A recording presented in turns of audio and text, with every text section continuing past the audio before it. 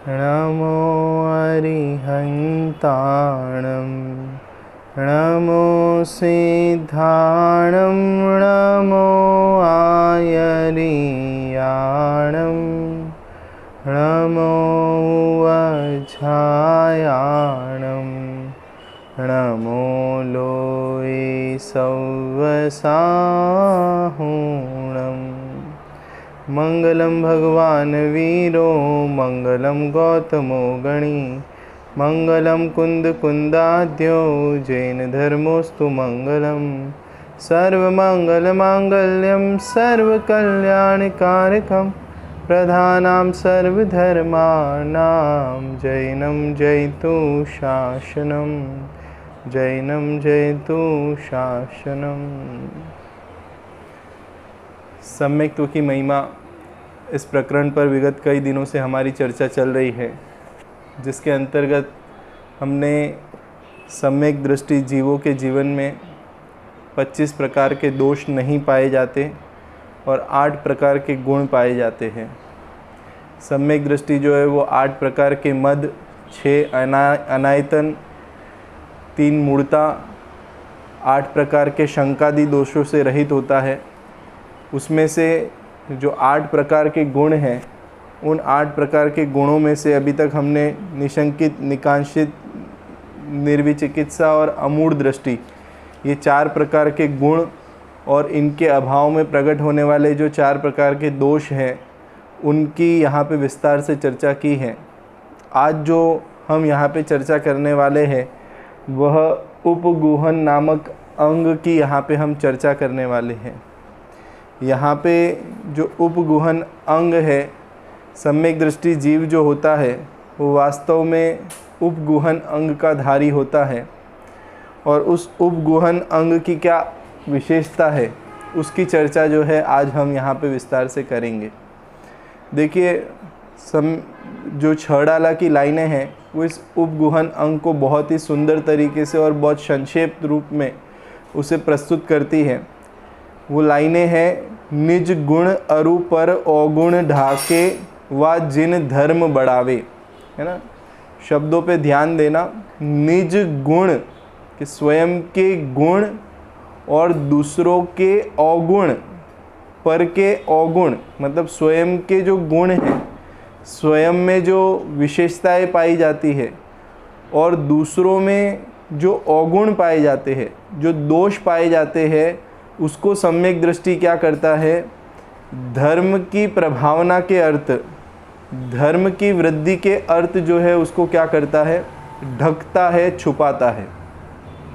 सम्यक दृष्टि जो है वो स्वयं अपने मुंह से अपना बखान जो है वो कभी नहीं करता। देखो मेरा कैसा ज्ञान है ना, मैं किस प्रकार से 8 प्रकार के मदों से रहित मेरा जीवन है, इस प्रकार से अपने ही, है ना, गुणों का, है ना, गुणानुवाद करने का कार्य जो है वो सम्यक दृष्टि स्वयं अपने मुंह से कभी नहीं करता। और ये इस प्रकार की विशेषता लोक में भी पाई जाती है कि जो गुण हमारे में होते हैं, जो सज्जन व्यक्ति होता है वो अपने गुणों की अपने मुंह से उसकी बड़ाई करता हो, ऐसा नहीं देखा जाता, है ना। कोई सज्जन व्यक्ति हो, बहुत धनवान व्यक्ति हो, बहुत ऐश्वर्यवान व्यक्ति हो, तो अगर वो स्वयं ही अपने उस ऐश्वर्य का, अपने धन का जो है वो बखान करे तो लोग कहते हैं कि देखो ये कैसा अभिमानी व्यक्ति है, अपने ही गुण का, अपने ही ऐश्वर्य का जो है अपने मुंह से ही क्या कर रहा है, तारीफ कर रहा है। लेकिन वास्तव में सज्जन व्यक्तियों के गुणों की चर्चा तो लोक में अन्य व्यक्ति करते ही करते हैं।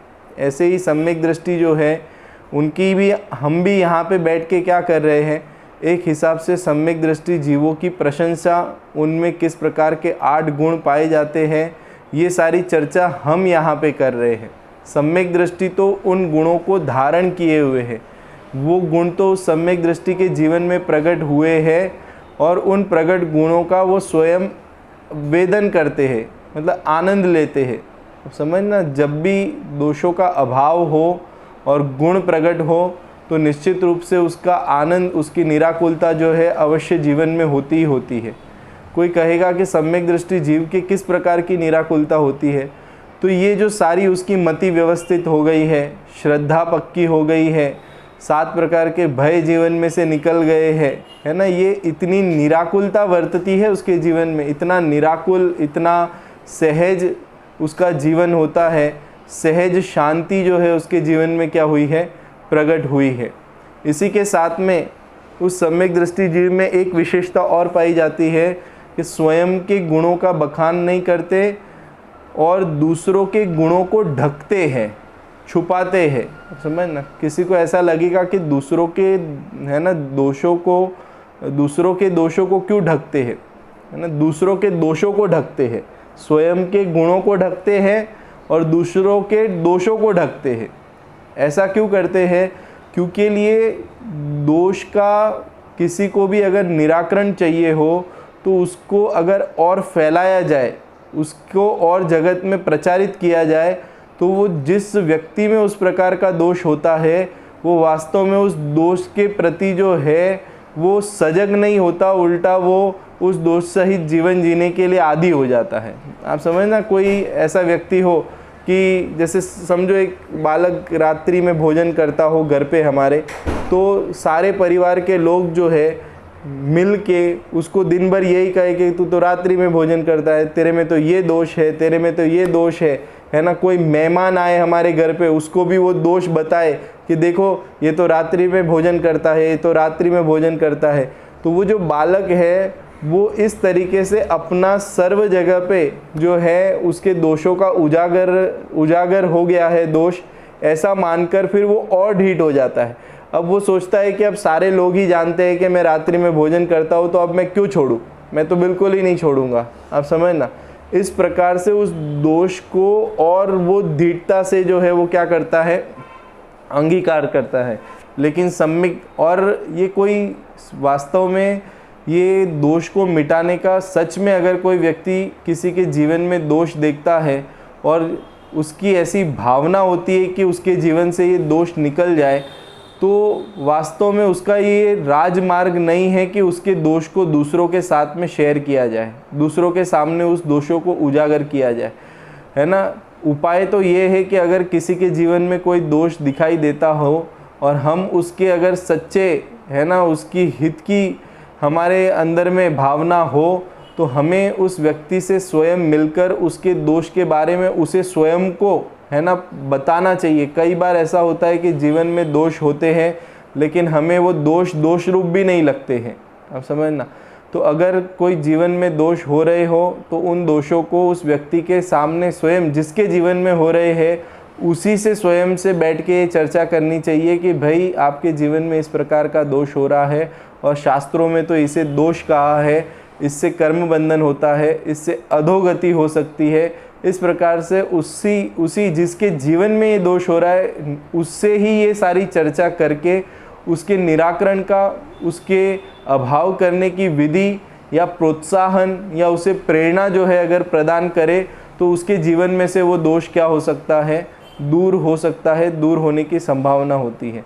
तो इसी प्रकार का कार्य जो है वो सम्यक दृष्टि जीव जो है अपने जीवन में करता है। वो दूसरों के दोष के जान लेने के बावजूद भी उसकी चर्चा जो है वो एक तो सम्यक दृष्टि जीव जो है उसका जीवन विकतामय नहीं होता। हम तो, हमारी आदत ऐसी होती है कि हम तो दोष खोजते रहते हैं। दोष, किसी के दोष हमें पता चल जाए, किसी के दोष हमें ख्याल में आ जाए तो हमारे लिए तो एक एंटरटेनमेंट का टॉपिक मिल जाता है। हमें तो ऐसा लगता है कि आज हमें, है ना, उसका दोष पता चल गया तो हम 4 लोगों में उसकी चर्चा करके जो है अपने स्वयं का हम क्या करेंगे, मनोरंजन करेंगे।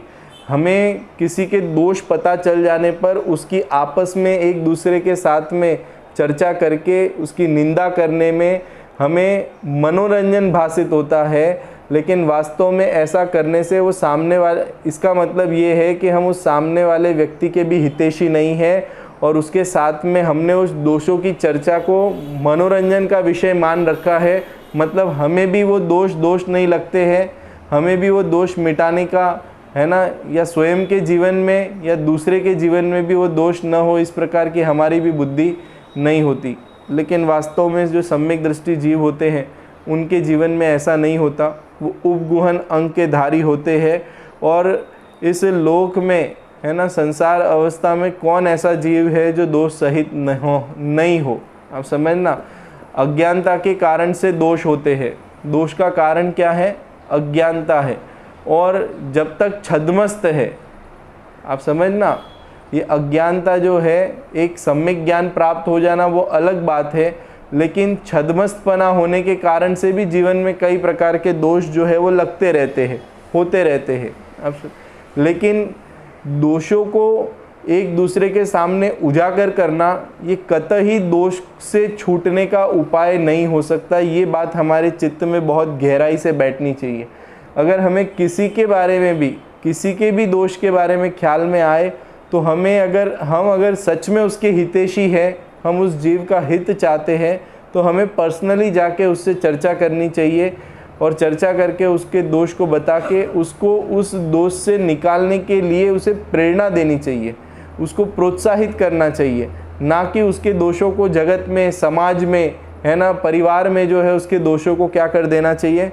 उजागर कर देना चाहिए। इससे तो फिर वो व्यक्ति जो है वो किसी की बात ही नहीं सुनेगा, किसी से चर्चा ही नहीं करेगा, क्योंकि उसे वो सारा जगत कैसा नज़र आएगा? वो सारा जगत उसे अपना विरोधी नज़र आएगा, समाज विरोधी नज़र आएगा, परिवार विरोधी नज़र आएगा। तो उसे वो परिवार में भी, है ना, एक हिसाब से देखा जाए तो एक दूसरे से मन मुटाव वाली परिस्थितियाँ जो है वो बनी रहती है। ये सारी चर्चा इसके अंतर्गत है, ये हमें समझना चाहिए। उपगुहन अंग की आज हमें चर्चा करनी है। रत्नकृष्ण शावकाचार्य में जो है उसकी चर्चा बहुत सुंदर आई है, उसके आधार से मैं यहाँ पे लेता हूँ थोड़ी सी चर्चा। देखिए, जो यह जिनेंद्र भगवान द्वारा उपदेशित 10 लक्षण रूप धर्म तथा रत्नत्रय रूप धर्म है, वह अनादि निधन है ना। जो 10 लक्षण धर्म और जो जिनेंद्र भगवान द्वारा उपदेशित जो धर्म है वो वास्तव में अनादि काल से है और अनंत काल तक रहने वाला धर्म है, अनादि निधन है, जगत के जीवों का उपकार करने वाला है। और ये जो वास्तविक वितरागी मार्ग है, वितराग धर्म है, इस मार्ग से किसी भी जीव का अहित होता हो ऐसा संभव नहीं है। यहाँ तक कि जो इस वितराग मार्ग को समझकर इस पे चलते हैं उनके जीवन में तो वितरागता प्रकट होती ही होती है। जो इसको समझने समझाने के कार्य में लगे रहते हैं उनके जीवन में भी पुण्य कर्म इत्यादि का बंद होता है।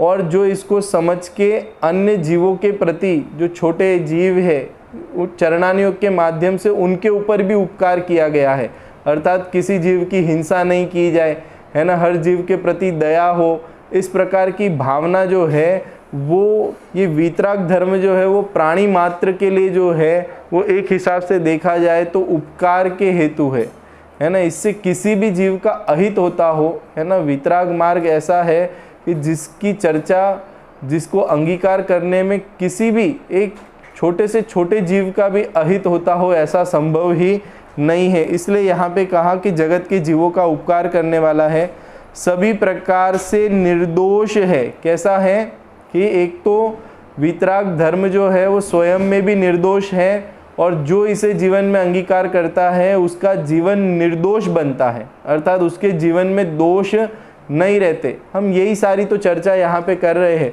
जिसके जीवन में धर्म प्रकट होता है उसकी कषाय नहीं रहती, उसकी उल्टी मान्यता नहीं रहती, उसके पर द्रव्यों के प्रति जो है वो एकत्व, ममत्व, कर्तृत्व, भोक्तृत्व का भाव नहीं रहता, है ना। अगर इसी पथ पे अगर आगे बढ़े तो उसके जन्म मरण का दोष नहीं रहता।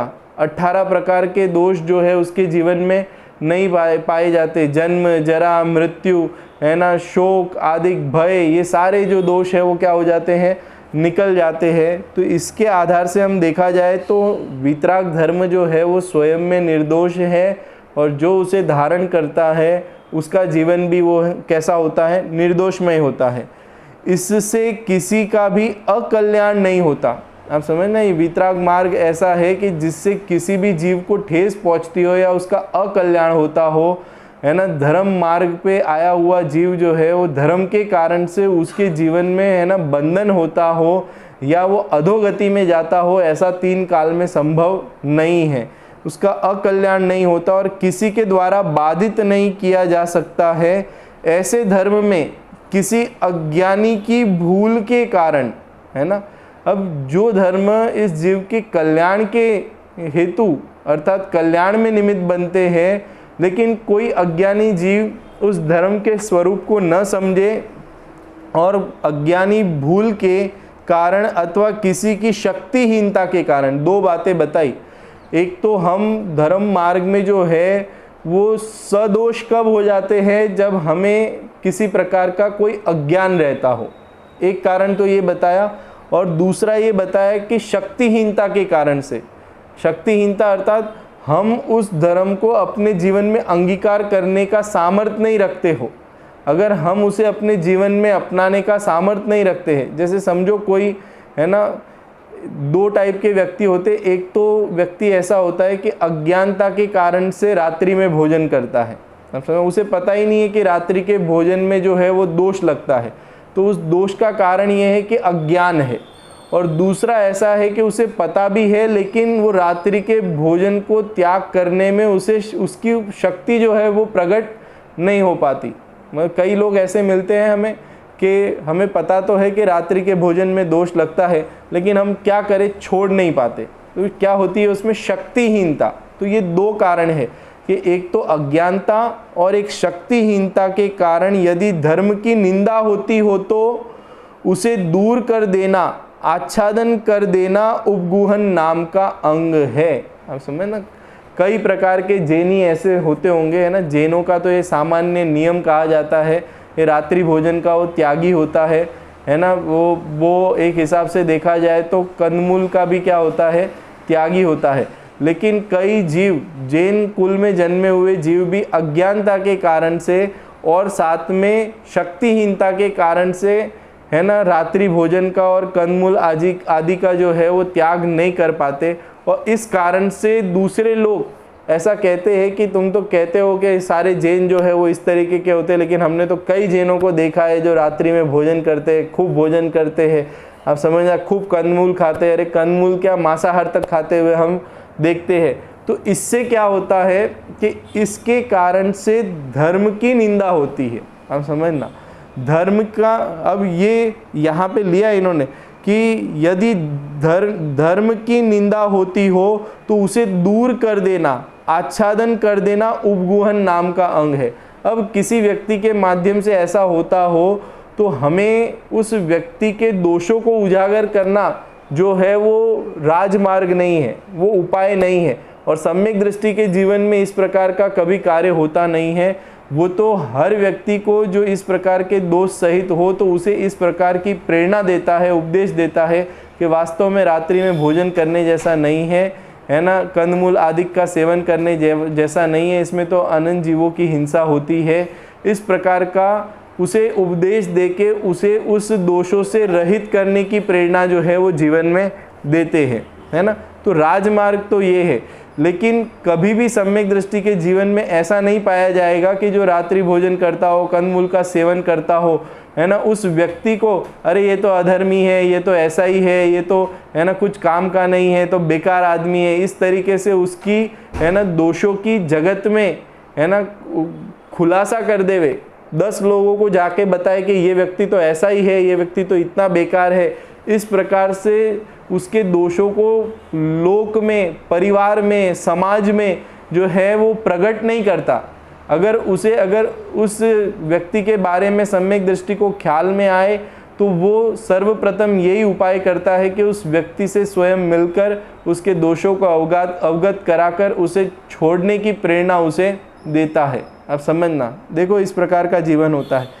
एक अज्ञानी की भूल चूक को यदि अन्य मिथ्या दृष्टि सुनेंगे तो जैन धर्म की निंदा करेंगे तथा समस्त धर्मात्माओं को दूषण लगावेंगे और कहेंगे कि इस जैन धर्म में तो जितने भी ज्ञानी, तपस्वी, त्यागी, व्रती है वे सब पाखंडी है, मिथ्या मार्गी है। देखो, एक की भूल हो जाए, एक अगर सदोष हो तो उसको देख के अन्य मिथ्या दृष्टि क्या कहते हैं कि नहीं, इनके यहाँ तो सब ऐसे के ऐसे ही है। आप समझना, ये देखने का एक नज़रिया भी होता है। जैसे हम जो है ना चावल पकाते हैं ना, तो चावल पकाते हैं तो उसमें हम देखते हैं कि ये पका है कि नहीं पका है। उसको देखने के लिए हम क्या करते हैं, एक चावल को हाथ में लेते हैं और देखते हैं कि ये पका है कि नहीं पका है। बाई चांस समझो, है ना, किसी कारणवश वो एक चावल जो हमारे हाथ में आया है वो नहीं पका हो और बाकी के पूरे चावल पक गए हो, लेकिन हमारे हाथ में आया हुआ एक चावल जो है वो नहीं पका है, ऐसा हमें ख्याल में आया, तो हम क्या समझ लेते हैं कि पूरे के पूरे चावल पके ही नहीं है।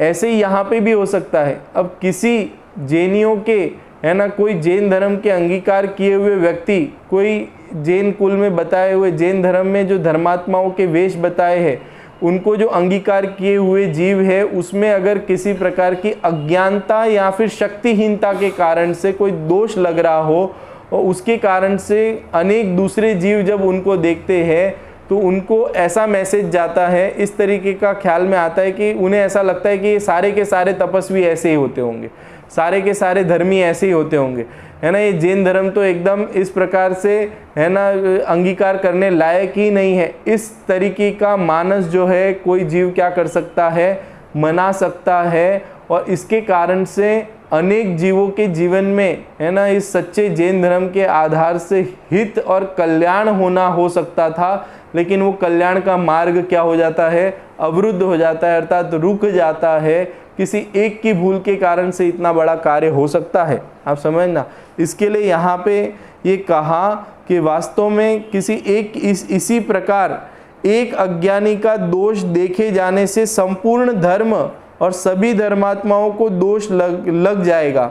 इसीलिए जो धर्मात्मा पुरुष होते हैं वे किसी अन्य धर्मात्मा में यदि कोई दोष भी लग जाए तो धर्म से प्रीति के कारण धर्म में पर के निमित्त से आए दोष को ढाक देते हैं। आप समझना, धर्मात्माओं को तो धर्म से क्या होती है, प्रीति होती है। आप समझना, जो वस्तु स्वरूप यहाँ पे बताया है वो परमार्थ है, वो इस जीव के जन्म मरण का अंत ला सकता है, ऐसा स्वरूप यहाँ पे प्रतिपादित किया है, यही सच्चा वस्तु स्वरूप है। ऐसी प्रीति तो धर्मात्माओं को अपने जीवन में होती ही है, लेकिन किसी अज्ञानी के कारण से, है ना, कोई ऐसा व्यक्ति सदोष हो तो उसको भी धर्मात्मा व्यक्ति जो है वो उजागर नहीं करता। उजागर नहीं करने का कारण ये है कि वो एक व्यक्ति जो है वो सदोष हुआ है, और अगर उसको उजागर किया जाए तो उसके कारण से अनेक जीव जो है वो इस धर्म मार्ग से क्या हो सकते हैं, वंचित हो सकते हैं। अर्थात उन दूसरे जीवों को भी ऐसा लग सकता है कि नहीं नहीं, इनके धर्म में तो ऐसा ही है। आप समझना, इसको अंगीकार करने से तो कोई मतलब ही नहीं है। इस प्रकार का भाव अनेक जीवों के चित्त में उत्पन्न हो सकता है। इसलिए जो है धर्मी जीव कभी भी जो है वो दोष को उजागर नहीं करते। इसके आगे और बहुत अच्छी चर्चा है। ये देखो, एक उदाहरण दिया है, जैसे माता की पुत्र से ऐसी प्रीति होती है कि यदि कदाचित पुत्र कोई अन्याय या खोटा कार्य भी कर दे तो माता उसके उस खोटे कार्य को छिपा ही देती है, ढाक ही देती है। उसी प्रकार धर्मात्मा पुरुष की धर्म से तथा साधर्मी से ऐसी प्रीति होती है कि यदि किसी साधर्मी को कर्म के प्रबल उदय से, अज्ञानता से, अशक्ति से, देखो कई कारण बताए, है ना, हम कभी भी किसी भी जीव को देखते हैं ना तो उसको हम अपने नज़रिए से देखते हैं, लेकिन व्यक्ति के जीवन में किस किस प्रकार से क्या क्या घटनाएं घटित हो सकती है उसके बारे में हम आकलन नहीं करते। कभी ऐसा हो सकता है कि उनके प्रबल कर्म का उदय आया हो, है ना, कोई तीव्र रोगादिक हो गया हो, परिवार में आजीविका की आपत्ति आ गई हो, है ना। हर व्यक्ति कर्म के तीव्र उदय में जो है वो दृढ़ का दृढ़ ही बना रहे, ऐसा, है ना, संभव नहीं है। तो उस, है ना, विपत्ति के कारण से किसी का चित्त जो है वो जो है धर्म मार्ग से विचलित हो रहा हो तो उसके लिए इसके आगे वाला अंग भी आएगा, उसकी भी हम चर्चा करेंगे, स्थितिकरण अंग की। तो उपगुहन अंग में हमें ये समझना है कि अगर कोई इस प्रकार का, है ना, वातावरण बना हो किसी प्रबल उदय से, अज्ञानता से, अशक्ति से, है ना, शक्तिहीनता के कारण से व्रत में, संयम में, शील में दोष आ जाए या बिगड़ जाए तो अपनी सामर्थ्य के अनुसार वह आच्छादन करता ही है। अर्थात उसे अपनी सामर्थ्य के अनुसार जो है ज्ञानी पुरुष जो है उन दोषों को दूर करने का, निराकरण करने का जो है वो उपाय करता है। ये दोष है, ऐसा राजमार्ग नहीं है, इस प्रकार से धर्म की प्रवृत्ति नहीं होती। इसे बताने का उस व्यक्ति के व्यक्तिगत रूप से आप समझना, सामाजिक तौर पे नहीं, है ना, कोई पारिवारिक तौर पे नहीं, व्यक्तिगत रूप से अगर उस जीव को ख्याल में आए कि इस प्रकार का दोष किसी के जीवन में हो, तो उसे व्यक्तिगत रूप से मिलके जो है उसकी चर्चा करके अगर उसे दूर करने का प्रयास जो है उनके जीवन में होता है। देखो यहाँ पे और कहते हैं, सम्यक दृष्टि जीव का स्वभाव ही ऐसा है कि वह किसी भी जीव का दोष प्रकट नहीं करता है ना। ये तो सम्यक दृष्टि के है ना, एक हिसाब से देखा जाए तो उसका मानस ही इस प्रकार का बन जाता है, उसकी ज्ञान की निर्मलता इतनी होती है, परिणामों में इतनी निर्मलता होती है कि वो किसी के दोषों को उजागर करे ऐसा उसका जीवन ही नहीं होता। अपना उच्च कार्य प्रकाशित नहीं करता है, और अपने जीवन में कितना ही बढ़िया से बढ़िया धर्म आचरण हो रहा हो, लेकिन उसको लोग जाने है ना, लोग मेरी प्रशंसा करे, ऐसा उसके चित्त में ये भावना ही नहीं होती। आप समझना, देखो कई बार ऐसा होता है ना कि हम जो धर्म आचरण करते हैं, उस आचरण के पीछे भी हमारा अभिप्राय हमें समझना चाहिए कि हम जो समझो कोई 10 लक्षण आदि पर्व में उपवास आदि कार्य करते हैं, या नित्य नियम जीवन में है ना, डेली स्वाध्याय करने जाते हैं, डेली पूजन करते हो, अष्टमी चतुर्दशी पालते हो, आप समझ ना, ये सारी चीज़ें हमारे जीवन में हो, इस टाइप का सदाचरण हो, रात्रि भोजन नहीं करते हो, तो ये चीज़ें जब तक लोगों को ना पता चले, लोग उसकी प्रशंसा नहीं करें है ना, तब तक हमें ऐसा लगता है कि हमारा ये सब करना क्या है, ये व्यर्थ जैसा लगता है इस जीव को। लेकिन वास्तव में वस्तु स्थिति ऐसी नहीं है। धर्म तो वास्तव में ऐसी चीज़ है कि स्वांत सुखाय है, अर्थात इसके माध्यम से हम स्वयं क्या होते हैं, निराकुल होते हैं, हमारे परिणामों में निर्मलता आती है और हमारी परिणामों में शांति का वेदन होता है। ये तो ऐसा रत्न है कि जिसे लोक में बताया नहीं जाता, क्योंकि लोक में बताने जाएंगे और लोग उसकी प्रशंसा करेंगे तो कई प्रशंसा के मान में चढ़कर हमारा वो रत्न क्या हो सकता है, चोरी हो सकता है, अर्थात हम किसी न किसी कषाय में क्या हो सकते हैं, आसक्त हो सकते हैं। इसीलिए इस तरीके की यहाँ पे सम्यक दृष्टि जीव जो है वो अपने उच्च कार्य को प्रकाशित नहीं करता। आप समझ ना, उसे लोग मुझे धर्मात्मा कहेंगे, उससे सम्यक दृष्टि को उसके धर्म में कितनी वृद्धि हो जाएगी, उसके आनंद में कितनी वृद्धि हो जाएगी। आप समझना, ये लोग मुझे 1000 लोग जो है मुझे धर्मात्मा कहते हैं, तो उससे मुझे आनंद, मेरा आनंद जो है वो 1000 गुना हो जाएगा क्या, आप समझना। और लोग मुझे अधर्मी कहे और मेरे जीवन में सम्यक दर्शन प्रकट हो जाए तो उससे मेरे कितना दुख हो जाएगा, अर्थात मेरे जीवन में कितनी आकुलता होगी। आप समझना, इसीलिए धर्म का संबंध जो है वो लोगों के कहने से या लोगों के नहीं कहने से उसका कोई संबंध नहीं है। इसलिए धर्मी व्यक्ति जो होता है, सम्यक दृष्टि जो होता है, वो अपने अच्छे से अच्छे कार्य को प्रकाशित नहीं करता है। सम्यक दृष्टि को दूसरों के जीवन के दोष भी दिख जाने पर ऐसा विचार उत्पन्न होता है, इस संसार में अनादिकाल से जीव कर्मों के वशीभूत है, इसीलिए जब तक मुनि कर्म तथा ज्ञानावरण दर्शनावरण कर्म का उदय चल रहा है तब तक दोष लगने का तथा भूल चूक होने का क्या आश्चर्य है। मतलब सम्यक दृष्टि ये जानता है कि ये जीव जो है अनादिकाल से जो है संसार में क्या कर रहा है, संसरण कर रहा है, परिभ्रमण कर रहा है, 8 प्रकार के कर्मों से बंध रहा है, तो उसके जीवन में दोष तो होंगे ही होंगे, दोष पाए ही जाते हैं, पूरा जीवन दोषमय ही होता है। इसमें आश्चर्य करने जैसा क्या है, आप समझना।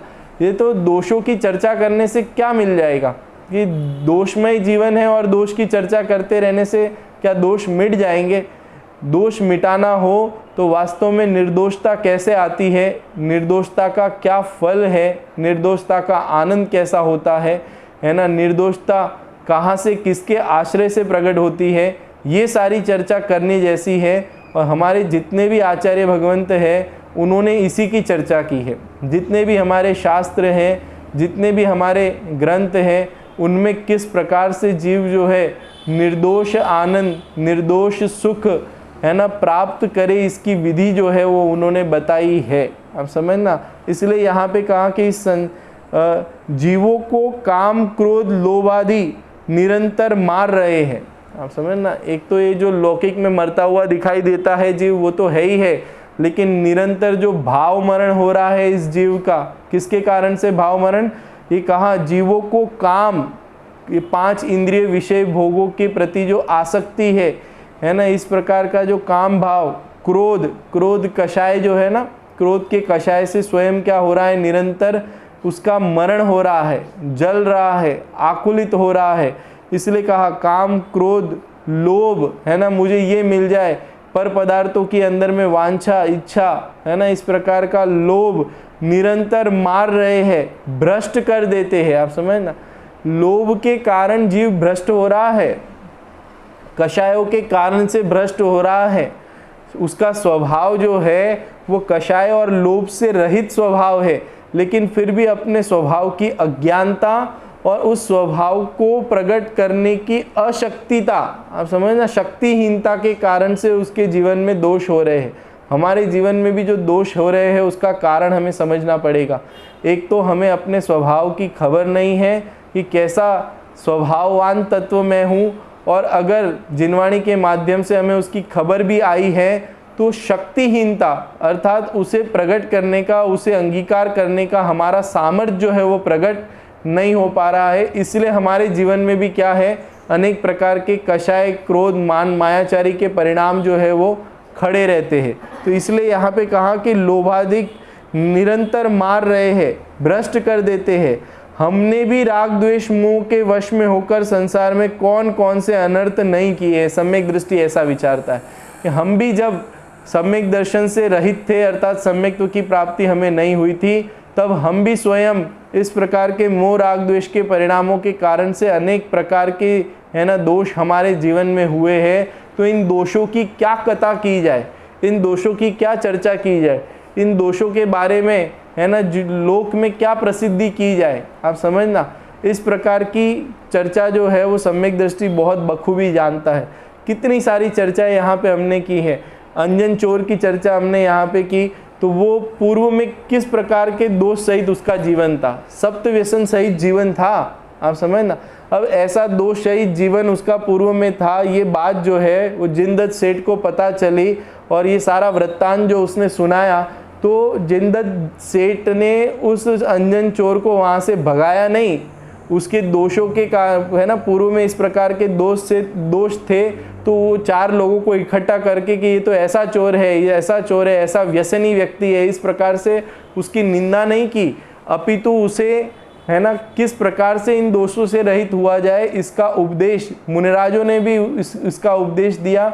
और उस चोर ने भी वास्तव में उसकी भवितव्यता, उसकी होनहार भी बढ़िया थी कि उसने उस दोषों को है ना दूर करने का उपाय जानकर उसे अंगीकार किया और वास्तव में निर्दोष पने को प्राप्त होके मुक्ति को प्राप्त हो गए। अब किसको कहाँ से देखेंगे, आप समझना। इसके लिए जीव मंगल है। जीव जो है वो कोई भी जीव हो, किसी भी परिस्थिति में रहा हो, कितने ही दोषों सहित रहा हो, लेकिन उसका निर्दोष स्वभाव जो है, उन सारे दोषों के काल के बीच में भी उसका निर्दोष स्वभाव जो है वो ज्यों का त्यों विद्यमान है। आप समझना, जो हीरा है वो कितने ही गहरी खाई में या गटर में कीचड़ में लिप्त हो, पड़ा हो, गिर जाए, तो भी उसका मोल जो है, उसकी कीमत जो है वो कभी कम हो सकती नहीं है। और जो उसके मोल को देख ले, वो उसके कीचड़ को हटा के उसकी शुद्धता को क्या कर सकता है, प्राप्त कर सकता है। इस तरीके से हमें समझना चाहिए। देखो यहाँ पे कहा कि मुझे जिनेंद्र के परमागम की शरण की कृपा से अब कुछ दोष और गुण की पहचान हुई है। सम्यक दृष्टि क्या विचार करता है कि मुझे भी पूर्व में इस देह को आत्मा मान के बैठा था, ये शरीर को मैं अपने रूप अनुभव कर रहा हूँ, ये भी हमारा दोष है। आप समझना, इस शरीर का कर्ता, परिवार का कर्ता है ना, स्त्री पुत्र आदि का कर्ता अपने को मान के बैठा हूँ, ये भी मेरा क्या है, दोष है। आप समझना, अब ये दोष जो है ये मुझे पता ही नहीं था कि ये मेरा दोष है। ये तो मुझे जिन शासन अर्थात जिनेंद्र भगवान के परमागम की शरण की कृपा से अब कुछ दोष और गुण की पहचान हुई है। अब हमें पता चलने लगा है कि ये दोष है और ये गुण है। इस प्रकार से दोष और गुणों के बीच में अंतर हमें ख्याल में आने लगा है। तो भी अनादिकाल के कषायों के संस्कार से अभी भी अनेक दोषों को कर रहा हूँ। पता चलने के बाद में भी अनादि का मेरा इसी प्रकार का अभ्यास रहा है उल्टा, तो भी पता चलने के बाद में भी जो है वो कर्तृत्व का, भोक्तृत्व का, शरीर को अपने मानने रूप है ना मान्यता का अभाव करने में मेरी क्या हो रही है, शक्ति कमजोर पड़ रही है। इतना ख्याल में आने के बाद भी है ना, इसलिए कहते, इसीलिए अन्य जीवों के कर्मों के उदय की पराधीनता से हुए दोषों को देखकर मुझे करुणा ही करना चाहिए। अब समझना, सम्यक दृष्टि इस प्रकार से विचार करता है कि वास्तव में कि स्वयं जो है इतना ख्याल में आने के बाद भी, सम्यक दर्शन प्रकट कर लेने के बाद में भी अभी मेरे मुनिपना नहीं आ रहा है, अभी मेरे है ना पंचम गुणस्थानवर्ती प्रतिमाधारी जो जीव होते उन जैसा जीवन जो है मेरे प्रकट नहीं हो पा रहा है। अनंत और सिद्ध परमात्मा जो है ना निर्दोषता को प्राप्त हो गए हैं, ऐसी निर्दोषता मेरी व्यक्त नहीं हो पा रही है, प्रकट नहीं हो पा रही है। इस चीज का सम्यक दृष्टि को क्या वर्तता है, खेद वर्तता है। अब समझना, वो शक्तिहीनता उसे ख्याल में आती है, अभी भी मैं कुटुंब के बीच में अटका हुआ, ऐसा उसे ख्याल में आता है। तो फिर जिसे दोष और गुण क्या है उसकी खबर ही नहीं है, ऐसे कर्म के उदय में निरंतर जो है ना दुखी हो रहे जीव है उनके बारे में इसलिए कहा है, उदय की पराधीनता से हुए दोषों को देखकर मुझे करुणा ही करनी चाहिए। संसारी जीव विषयों और कषायों के वशीभूत हुए पराधीन है।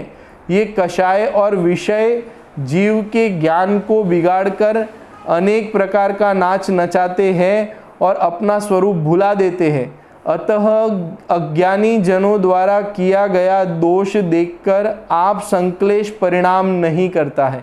अर्थात सम्यक दृष्टि जीव जो है उसके चित्त में इस प्रकार का किसी प्रकार का भी संक्लेश परिणाम नहीं होता। उन दोषों को है ना 10 जनों के बीच में व्यक्त किया जाए, उसको उजागर किया जाए या उसे मनोरंजन का विषय बनाया जाए, ऐसा उसके जीवन में कभी भी भाव नहीं आता। क्षेत्र कालादिक के निमित्त से जो भावी होनहार है उसे टालने में कोई भी समर्थ नहीं है। अर्थात कई जीवों के जीवन में दोष होता है तो कई बार ऐसा होता है सम्यक दृष्टि जीव को ख्याल में भी आता है, तो उसे फिर इस चीज़ का विचार आता है कि वास्तव में जीवों की ऐसी ही होनहार होगी, अर्थात आगामी भव में जो है इस प्रकार का दोष करके किसी जीव को नरक निगोद आदि में जाने का ही उसकी क्या होगी, होनहार होगी। तो उसको टालने में कोई समर्थ नहीं है। हम अगर ये सोचे कि हम सारे जीवों के दोषों का अभाव कर देवे, ऐसा भी संभव नहीं है। आप समझना, तो इस तरीके से यहाँ पे इन्होंने ये कहा, इस प्रकार उपगुहन नाम का सम्यक्त्व का 5वां अंग कहा है। इस तरीके का सम्यक दृष्टि के जो है वो उपगुहन नामक ये जो पंचम प्रकार का जो अंग है, ऐसा अंग जो है सम्यक दृष्टि के जीवन में प्रकट हुआ है। इससे हमें एक बात की प्रेरणा लेनी चाहिए कि वास्तव में हम कोई इतने निर्दोष नहीं हो गए हैं कि जो दूसरों के दोष देखने में अपने जीवन को लगा देवे। आप समझना, हमें तो जहाँ से भी देखना हो, हमारे देखने का नज़रिया हो, वो गुणों की तरफ हमारी दृष्टि होनी चाहिए, दोषों की तरफ हमारी दृष्टि नहीं होनी चाहिए। उसका कारण ये है कि हर व्यक्ति दोष सहित ही है। अज्ञान अवस्था में जो है, कषाय सहित जो है, मिथ्यात्व सहित जो जीव है, उसके जीवन में अनेक प्रकार के दोष ही दोष पाए जाते हैं। और दोषों की तरफ देखने से कषाय तीव्र होती है और बढ़ती है। हमें समाधान की तरफ, गुणों की तरफ हमारी दृष्टि रखनी चाहिए। दोषों की चर्चा जितनी जल्दी हो उतनी चर्चा, एक हिसाब से देखा जाए तो दोषों की चर्चा जो है एक दूसरे से करनी ही नहीं चाहिए। और अगर करनी भी हो तो जिसके जीवन में दोष है उसे व्यक्तिगत रूप से उसकी चर्चा करनी चाहिए कि भाई ये दोष है, इससे तुम स्वयं आकुलित होगे और ये दोष जो है अगर अधिक काल तक ये दोष बना रहेगा तो इससे अधोगति पतन ही होगा, इससे किसी भी प्रकार का लाभ होने वाला नहीं है। अगर हम सामने वाले के सच में हितैषी है तो आप समझना। और इस तरीके से हमें किसी भी व्यक्ति में इस प्रकार का दोष हो तो उसके सामाजिक स्तर पे, उसे बहुत बड़े स्तर पे उसको उजागर कर देंगे तो वो वास्तव में उस व्यक्ति को निर्दोष होने का हम चांस ही नहीं देना चाहते। इस प्रकार की हमारी मनस्थिति होती है। हमें पता ही नहीं चलता कि वास्तव में उसके दोषों का कैसे निराकरण किया जाए, है ना। इसलिए ये बहुत प्रेरणा लेने जैसा है। उपगुहन अंग भी जो है वो बहुत महान अंग है जो सम्यक दृष्टि के जीवन में प्रकट होता है, और वो इस तरीके से अपने दोषों के बारे में भी विचार करता है, अपने में जो गुण प्रकट हुए हैं उसके बारे में भी उसका चित्त जो है वो उसके माध्यम से प्रसन्न रहता है। उसको कोई बाहर में लोग जाने, है ना, उसकी प्रशंसा करे, ऐसा भाव उसे नहीं होता। यदि कदाचित किसी के संपर्क में आए, किसी की चर्चा वार्ता सुने, है ना, और उसके माध्यम से किसी का दोष ख्याल में आए, तो उन दोषों को, है ना, चर्चा वार्ता का विषय नहीं बनाकर उसे किसी के सामने प्रकट करने का कार्य नहीं कर, है ना, जैसे बने वैसे उस दोष को अभाव करने की प्रक्रिया या उपाय जो है वो बताते हैं। और ये तो हम तो गुरुदेव श्री से काफ़ी इस चीज़ को सीखे हुए हैं। मुमुक्षु समाज ये जानता है कि उनको काले झंडे दिखाने वाले भी दिखाई दिए तो भी भूलेला भगवान छे। आप समझना, उनका हर प्रवचन जो है भगवान आत्मा से प्रारंभ होता है, और कोई विरोध करने वाला आए, कोई, है ना, धर्माचरण जो है व्यवस्थित रूप से आचरण नहीं करते हो, तो इस प्रकार से वो कहते थे कि तो भूलेले भगवान है, अज्ञानता के कारण से। आप समझ, एक आध प्रवचन मैंने उनका ऐसा सुना था जिसमें ये बात आई थी कि पुण्य फल अरंता, कोई ऐसा अर्थ करता है, कोई ऐसा कहता है कि पंचम काल में तो है जो है वो मुनिपना, भावलिंगपना जो है वो हो ही नहीं सकता, आत्मा का अनुभव हो ही नहीं सकता। इस प्रकार से जो कहते हैं, तो उसके लिए इन्होंने ऐसा कहा कि वास्तव में शक्तिहीनता के कारण से ये प्ररूपना जो है ना, ये गलत प्ररूपना है। पंचम काल में भी भावलिंगी संत होते हैं, छठे सातवें गुणस्थान तक की भूमिका जो है वो जीव प्राप्त कर सकता है, सम्यक दर्शन की प्राप्ति कर सकता है, मोक्ष का मार्ग जो है वो प्रकट कर सकता है, उसकी शुरुआत जो है यहाँ पे हो सकती है। इसमें कोई काल बाधित करता हो ऐसा नहीं है, लेकिन स्वयं नहीं कर सकता हो तो लोक में इस प्रकार से है ना प्ररूपना करे कि भाई कोई नहीं कर सकता। तो ये गुरुदेव से ऐसा कहते थे कि खुद नहीं पहुंच सकता है तो ऐसी प्ररूपना क्यों करता है। आप समझना, खुद की शक्तिहीनता है, खुद अनुभव नहीं कर सकता है, खुद छठा सातवां गुणस्थान जो है वो प्रकट नहीं कर सकता है, तो अन्य जीवों को उसमें बाधा क्यों डालता है, अर्थात अन्य जीवों को इस प्रकार से क्यों कहता है कि कोई नहीं कर सकता है। आप समझ ना, अन्य अनेक पुरुषार्थी कोई जीव होंगे जो इस प्रकार से भावलिंगपना जो है वो क्या कर सकते हैं, प्रकट कर सकते हैं। इसीलिए इस प्रकार की मिथ्या प्ररूपना जो है वो नहीं होनी चाहिए, और ऐसी कोई प्ररूपना उनके ख्याल में आती थी तो बहुत करुणा भावपूर्वक वो कहते थे कि वास्तव में भूलेला भगवान है, वास्तव में भावी भगवान है, अपनी भूल सुधार लेगा। भूल जो है वो एक समय की होती है, और एक समयवर्ती अगर भूल ये जीव सुधार लेवे, मारीची भी अपनी भूल को सुधार के जो है वो महावीर की पर्याय को प्राप्त हो गए, अर्थात पूर्ण निर्दोष अवस्था को प्राप्त हो गए हैं। तो ऐसे कौन कब पलट जाए इसका कोई भरोसा नहीं है, इसलिए हमें किसी का दोष नहीं देखना चाहिए। हमें हर जीव में रही हुई जो निर्दोषता है उसी को देखना चाहिए और उसी की प्रेरणा देनी चाहिए। इस प्रकार से पूरा जीवंत जीवन जो है उन्होंने अपना जिया है गुरुदेव श्री ने। अब इसी उपगुहन अंग में एक पादली नगर में जिन भक्त नाम के सेठ है, उनकी कथा प्रसिद्ध हुई है, उसकी चर्चा जो है आज हम थोड़ी यहाँ पे करेंगे। बहुत सुंदर कथा है, संक्षिप्त कथा है। देखिए कैसी कथा है ये, कि एक पादली नगर में पादलिप्त नगर में एक सेठ रहता था। वह महान जिन भक्त था, सम्यक्त्व का धारक था, और धर्मात्माओं के गुण की वृद्धि तथा दोषों का उपगुहन करने के लिए प्रसिद्ध था।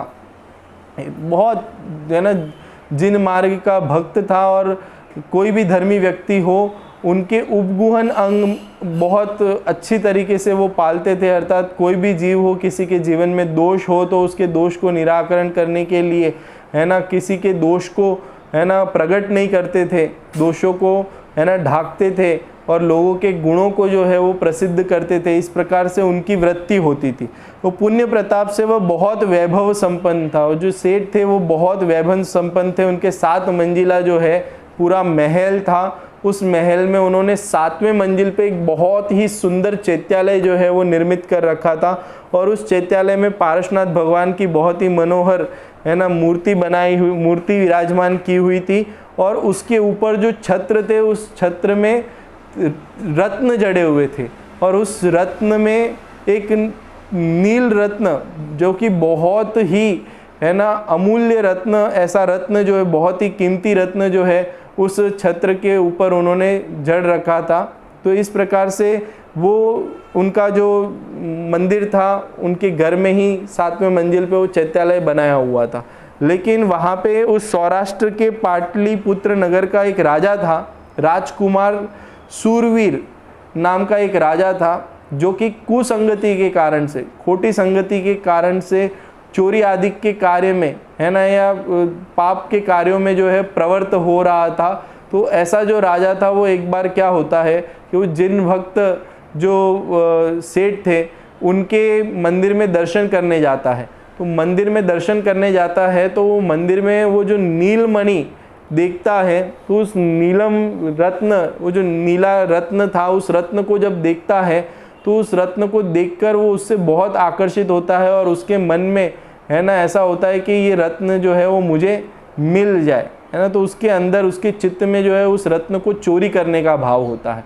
तो वो क्या करता है कि चोरों की सभा में जाके ये घोषणा कर देता है कि जो भी मुझे ये नीलम रत्न जो है वो लाके देगा, उसे मैं बहुत इनाम दूंगा।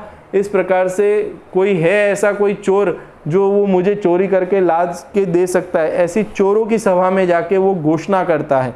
तो उस घोषणा को सुनकर वहाँ पे एक सूर्य नाम का चोर होता है, और वो सूर्य नाम का बहुत ही है ना प्रसिद्ध चोर होता है, जो कि चोरी करने में बहुत माहिर होता है। वो ये कहता है कि जो नीलम रत्न जो है वो मैं आपके लिए चोरी करके लाके दूंगा। अब वो कह तो देता है कि मैं चोरी करके लाके दूंगा, लेकिन जब चोरी करने जाता है जिन भक्त सेठ के महल में, तो वहाँ पे इतने ज़बरदस्त पहरेदारी होती है कि वो कहीं से भी जो है उस महल में प्रवेश नहीं कर पाता। चोरी करने के लिए जो है उस महल में घुस ही नहीं पाता और वो चोरी नहीं कर पाता। तो फिर उसके दिमाग में एक तरकीब आती है। वो क्या करता है कि एक ब्रह्मचारी का, त्यागी तपस्वी ब्रह्मचारी का वेश धारण करता है, समझना। वो ऐसा वेश धारण करता है और वो सेठ को खुश करने के लिए, सेठ के सामने जो है अपनी प्रसिद्धि प्रस्तुत करने के लिए वो इस प्रकार का एक त्यागी तपस्वी ब्रह्मचारी का वेश धारण करता है। और बोलने में बहुत चतुर होता है। वो जो चोर है सूर्य नाम का, वो बहुत चतुर होता है। वो क्या करता है कि वो जिससे भी बातें करे उसे अपने बातों से क्या कर देता है, प्रभावित करता है। और उसके साथ में फिर उपवास आदि, तप आदि करके जो है वो लोगों में प्रसिद्ध हो जाता है कि ये बहुत बड़ा त्यागी तपस्वी ब्रह्मचारी है। इस प्रकार से वो प्रसिद्ध हो जाता है। तो उसकी प्रसिद्धि जब फैलती है तो सेठ के ख्याल में आती है, तो जो जिन भक्त जो सेठ होते हैं वो स्वयं जो है वो क्या करते हैं कि उस त्यागी ब्रह्मचारी को अपनी चैत्यालय की रख रखाव के लिए, उसके सेवा पूजा आदि के लिए जो है उस ब्रह्मचारी को अपने यहाँ पे काम पे रख लेते हैं। अब वो ब्रह्मचारी तो वैसे देखा जाए तो वो खोटा वेशधारी था, वो कोई असल में ब्रह्मचारी नहीं था, लेकिन लोक में उसकी त्याग वृत्ति देखकर वो इतना प्रसिद्ध हो गया था कि ये इतना त्यागी और अगाध जिन धर्म का प्रेमी है और बहुत त्याग तपस्या और ब्रह्मचर्य का पालन करता है। इस प्रकार की उसकी वहाँ पे पूरे नगर में क्या हो जाती है, बहुत प्रसिद्धि होती है, प्रशंसा होती है।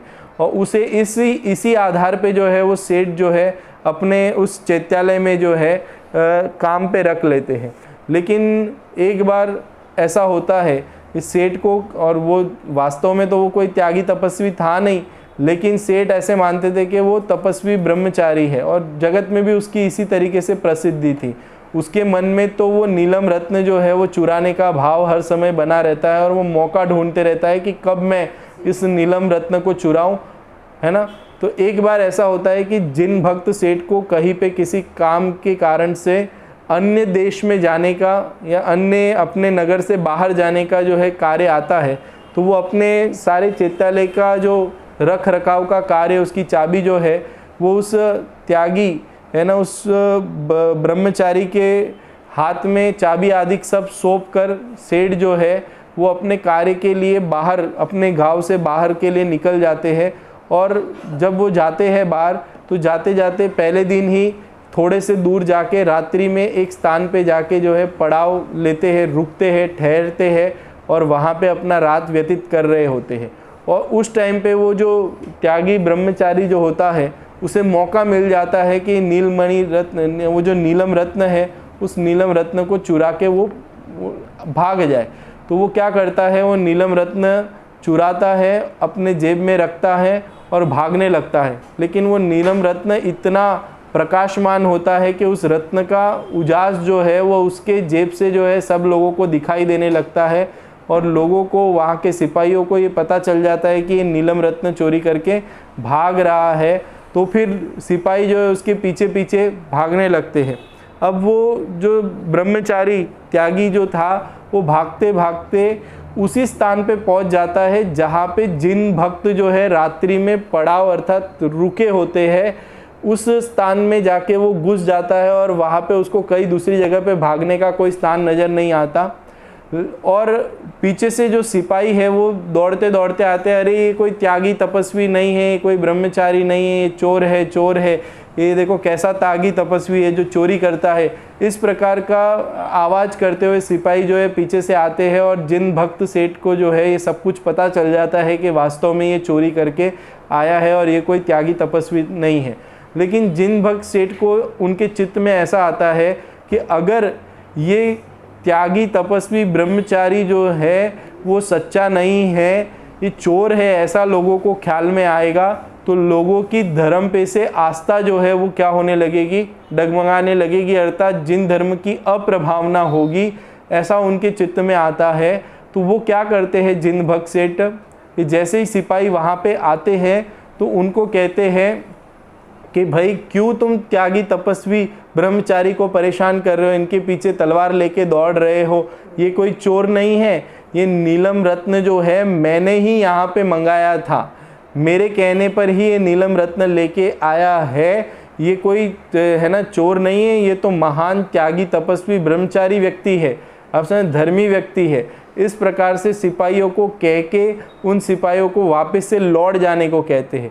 और जब सिपाही लौट जाते हैं तब वो उस त्यागी ब्रह्मचारी को जो है, जिन भक्त जो है उनके उपगुहन में निमित्त बनते हैं, अर्थात उनको उनके दोषों के बारे में परिचय कराते हैं। वो कहते हैं कि आज जो है तुम्हारी मृत्यु हो जाती थी अगर तुम इस प्रकार से है ना चोरी के कार्यों में प्रवृत्त रहोगे, तो आखिरकार तुम्हें अधोगति में जाना पड़ेगा।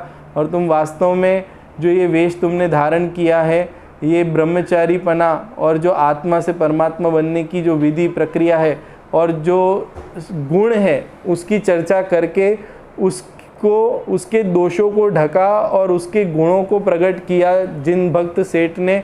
ये देखकर वो चोर भी जो है बहुत प्रसन्न होता है और उसे खेद होता है जो उसने कार्य किया होता है, और अपने उस दोषों को निराकरण करने के लिए फिर वो प्रतिज्ञा करता है कि मैं आपसे कभी चोरी नहीं करूँगा, और अपना सारा जीवन जो है जिन धर्म के श्रवण और उसके है ना अनुसार बनाए रखने के लिए है ना, वो कहता है कि मेरी प्रसिद्धि जो है लोक में एक ब्रह्मचारी त्यागी के रूप में हुई है, तो मैं पूरा जीवन जो है इसी प्रकार से त्याग और तपस्या और ब्रह्मचर्य सहित जो है जीवन जीऊँगा। इस प्रकार से वो अपने जीवन में सुधार लाता है और जो है धर्म मार्ग में आरूढ़ होता है। तो ये देखो, अगर उस टाइम पे जिन भक्त जो सेठ है वो भी अगर ये कहते कि ये चोर है, ये त्यागी तपस्वी नहीं है, इससे क्या होता, एक तो ये होता कि पूरे लोक में जो पूरे नगर में ऐसा होता कि धर्म की अप्रभावना होती, एक तो है ना, लोग धर्मी जीव के ऊपर भरोसा या विश्वास करने से डिग जाते, एक तो ये होता, और स्वयं जो वो चोर है उसकी भी मृत्यु हो जाती या वो भी अपने दोषों से रहित नहीं हो पाता। तो जिन भक्त सेठ के इस उपगुहन अंग के कारण से ही उस चोर के जीवन में भी परिवर्तन आया, और धर्म की भी अप्रभावना होने से क्या हो गई, धर्म का अप्रभावना नहीं हुई, उल्टा धर्म की प्रसिद्धि बनी रही। तो इस तरीके से हर जगह पे जो है हमें ये सोचना चाहिए किसी के दोषों को उजागर करने से पहले कि वास्तव में ये धर्म के अप्रभावना में ही क्या बनेगा, हेतु और निमित्त बनेगा।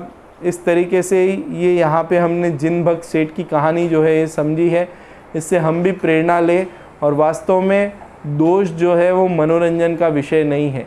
किसी के दोषों को हम पता करके फिर उसकी हम आपस में चर्चा करें तो उससे हमारा मन जो है बहले, ये कोई मन बहलाने का विषय नहीं है।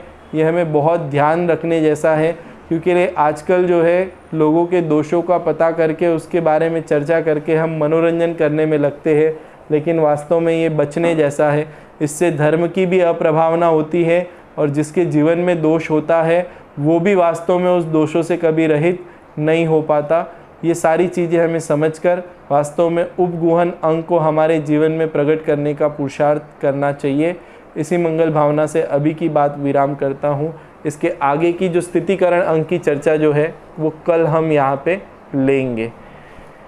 निज निधि निज में बताई यह अनंत उपकार है, उसके लिए जिन वाणी माँ को वंदना शत बार है।